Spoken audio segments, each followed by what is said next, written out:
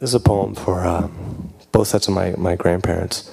My mother grew up in Tokyo, and 1945 is a year that's been popping up in my mind a lot the last couple years, so please excuse the repetition. But here we go, this is called Teeth.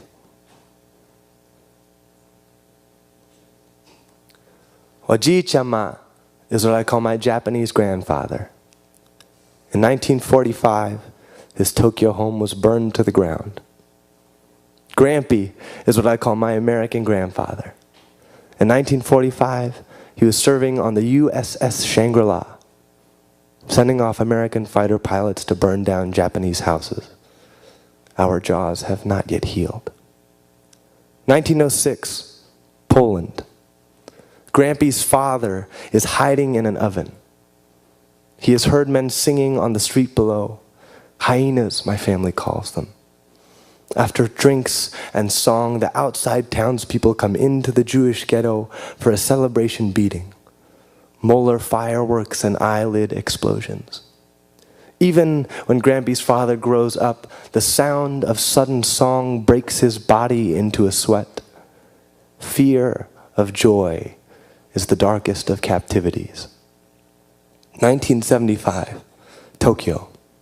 My father, the long-haired student with a penchant for bad sexual innuendo, meets Reiko Hori, the well-dressed banker who forgets the choruses to her favorite songs. 12 years later, they give birth to a lanky light bulb. 1999. My mother speaks to me in Japanese. Most days, I don't have the strength to ask her to translate the big words. We burned that house down, Mother. Don't you remember? 1771, Prague. In the heart of the city is a Jewish cemetery, the only plot of land where Grampy's ancestors were allowed to be buried. When they ran out of room, they had no choice but to stack bodies one on top of the other. Now there are hills of tombs, individual tombstones jutting out crooked, like valiant teeth emerging from a jaw left to rot. 1985, my parents' wedding. The two families sit together, smiling wider than they need to. Montague must be so happy we can Capulet this all go. 1997. From the safety of his Tokyo apartment, Oji-chama scrawls postcards to his old 4-poster bed. Haven't been able to sleep since you left. Wish you were here. 1999. I sit with Grampy's cousin. He is 91 and dressed in full uniform. I beg with him to untie the knots clenched in his forehead.